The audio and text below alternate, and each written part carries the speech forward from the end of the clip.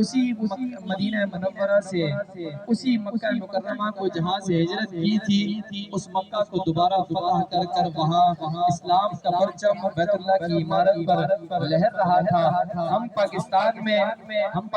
میں آئے، ہمارے اسلاف، ہمارے بزرگ بھارت سے علیحدگی اختیار کر کر ہجرت کر کر 1.25 کروڑ مسلمانوں نے ہجرت کی، اور اس وقت عزیز پاکستان کو جو ہے وہ اپنے لیے اعزاز سمجھا۔ اسی طرح جس طرح صحابہ اکرام نے مدینہ منورہ پہنچے تھے، اور پھر ہم اس عزم کا اظہار الحمدللہ اس نظری کے ساتھ کرتے ہیں، جس طرح اس مسجد اقصی کے گیٹ پر ہم اس پرچم کو سر بلند کر رہے ہیں۔ اللہ تعالیٰ وہ وقت لائے کہ دلی کی مرکزی جامع مسجد کے آگے انشاءاللہ ہم اسی طرح پاکستان کے پرچم کو سر بلند کر رہے ہوں۔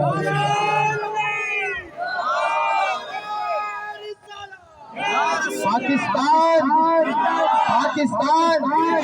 اور اس سال ہم جس ماحول میں اس پرچم کو سر بلند کر رہے ہیں، ایک نیت مزید کر لیجئے، اللہ تعالیٰ پاکستان کو عروج عطا فرمائے، بولے آمین، اور پاکستان کو عالم اسلام کی قیادت کرنے کی توفیق عطا فرمائے۔ اللہ تعالیٰ وہ وقت لائے کہ جس طرح اس مسجد اقصی، لیاقت آباد کی مسجد اقصی کے سامنے ہم پاکستان کے پرچم کو سر بلند کر رہے ہیں، اللہ تعالیٰ وہ وقت لائے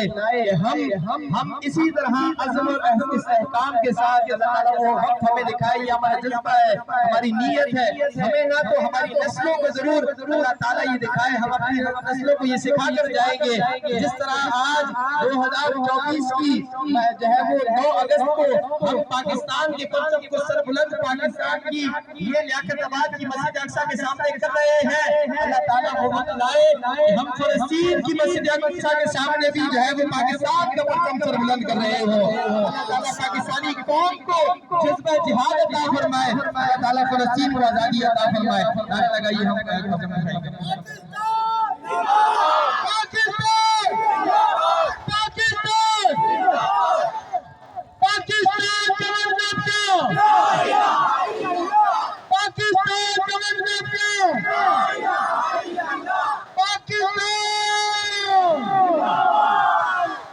علی سیدنا و مولانا محمد وعلی آل سیدنا و مولانا محمد وبارک وسلم علیہ۔